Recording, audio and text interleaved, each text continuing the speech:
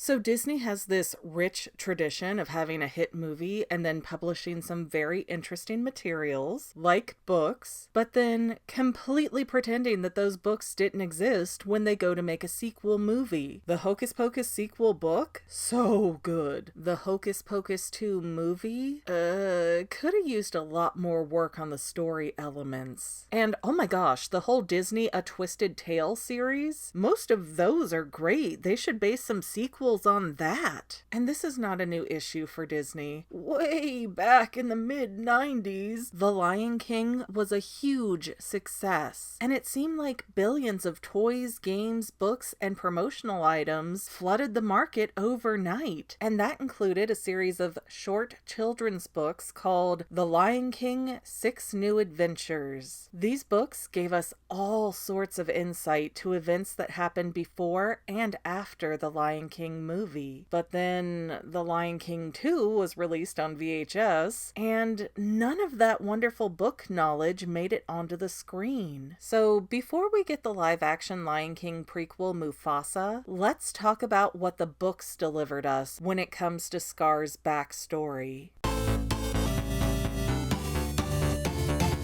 Hey guys, I'm Megan. This is the Fangirl channel, and I've literally had the script for this sitting in an old file for like 6 years now, so it's well overdue to be posted, right? By the way, since writing this in 2018, this channel has hit some pretty hard lows, and just FYI, it is very motivating for me to find positive comments and new subscribers and new channel members and such. So yeah, if you're new here, think about sticking around, and if you are an oldie but goodie, keep leaving comments and saying hello. I respond to as many as I can, but I do get to read almost everything, so it does make a difference. Anyways, you already know the story of the Lion King, and if you don't, I don't know why you clicked on this video, but we have Scar plotting to dethrone his brother Mufasa, and Mufasa's son Simba also has to be executed in Scar's plan so that there's no heir to the throne, and Scar can take over the Pride Lands uncontested. But Simba survives, eventually levels up, comes home, defeats his uncle Scar, and has a baby with his childhood sweetheart Nala. Now, the animated sequel will tell you that this is baby Kiara, the lioness who eventually pairs off with the hottest man lion alive. And yes, we all had very complicated feelings about Kovu back in the 90s too, we just didn't have TikTok to talk about it on. Shoot, even after seeing Roxanne in a Goofy movie, I'm still not right. But that information with Kovu and Kiara is incorrect if you're a book enthusiast. And that's because 1994's The Lion King 6 New Adventures book series tells us right away that that baby lion cub was supposed to be Kopa, Simba's firstborn son. However, no one who was involved in The Lion King 2 knew that any materials involving Simba's offspring already existed. So now we have this weird splitting of canon here, and they don't even correct it in The Lion Guard, which is just shameful. But frankly, this is why I'm always shaming people who try to quote book facts when I'm making a movie theory. This is the best proof I can offer that the books and films are alternative universes. I don't care what Mrs. Peregrine did in the book, she's evil in the movie, okay? Although that's not the fight we're having today. Today we are covering the book explanation of Scar's backstory before Mufasa the movie comes out and rewrites history again. But you know, even in the normal movie, we can see that there's already some deeply rooted animosity going on between the two brothers. And according to the book A Tale of Two Brothers, teenager Scar was initially known as Taka, which means trash in Swahili. Mind you, Mufasa means king, so their parents literally named their firstborn son King and their secondborn son Trash. Gee, I can't imagine where their relationship went sideways. And wow, I always thought it was kind of mean that the royal family called William and Harry the heir and the spare, but dang, king and trash, that's harsh. And unsurprisingly, being the brother that was seen as a lesser being, Taka was jealous of the attention that Mufasa got from their father Ahadi. Then, after attempting to kill the local newcomer Rafiki, Taka created a plot to get Mufasa removed as heir to the throne by provoking a fight between Mufasa and one of the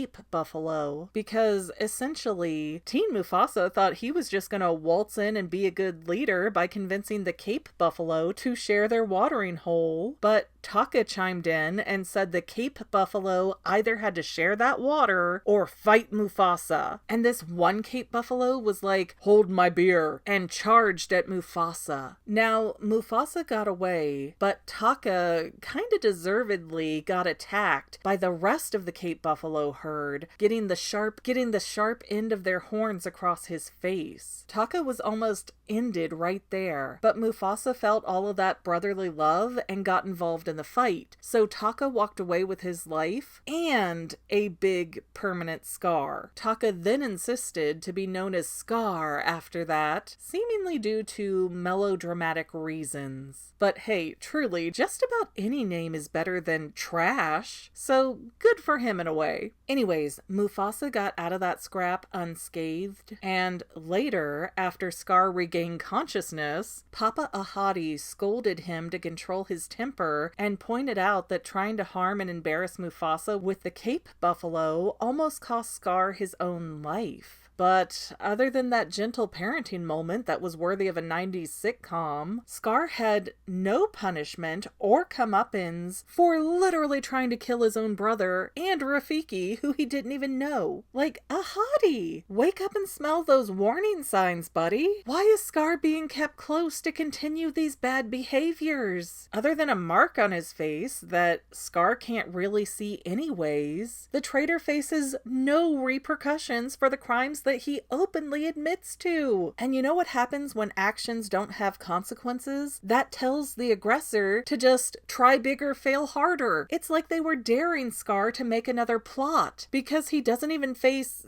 I don't know, lion jail time or exile for trying to assassinate the heir. You can't play around with acts of violence like this. Also, interesting fact, if you go watch the Lion King movie right now, when Simba returns to the Pride Lands, you can see that there are skeletons of Cape Buffalo all over the place. I wonder if, when Scar took over, he hunted down all of the Cape Buffalo and chose to keep those particular bones around as a reminder that he finally defeated his old enemies. Kind of like saying he never forgets to repay a debt. But yeah, a murder plot involving Cape Buffalo. That's the Disney true written word of how Taka became Scar, and how countless lives were destroyed because Scar faced no consequences for any of his actions. If ever there were a relative to go no contact with, it would have been Scar. So I don't plan on going to see it anytime soon, but you guys who do go see Mufasa, I want you guys to come back and tell me how different the story is in the live action version. Okay?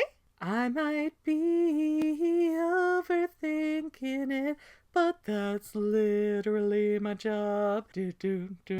No, cut that out of the final draft. And to any of my members here on YouTube, a huge bottom of my heart thank you for all of your help and support. If you would like to become a paid channel member, there is a link in the description below. Thanks again, guys. Love you. Well, family members, we're almost done, but I want to invite you to hang out with me in some other places. I'm on Twitter and Instagram as my own personal self, and I have a Facebook page too, but I mostly just post photos over there. And sometimes people say, "Hey McGann, I want to mail you something." How do I do that? Easy. Just click the About tab on my channel page, and my most current P.O. Box info will be right there. I also run another channel, The Family. It's really a hodgepodge channel where we might post anything. Oh yeah, and I also sell shirts and stickers and stuff with the Family and the Fangirl logos. If that is your cup of tea, I have a link in every description of every video. Finally, if you want to help out the Fangirl channel and make sure I'm putting out video essays for years to come, the best way you can help is by subscribing and watching more of my videos, whether they're new, old, whatever. Maybe even share one or two on social media, help spread the word. People who watch to the end of videos, like you, helps to tell the site, hey, this is a good video, we should recommend it to other people. So if you made it this far, leave me a comment of something like, hey, I made it to the end. Love ya.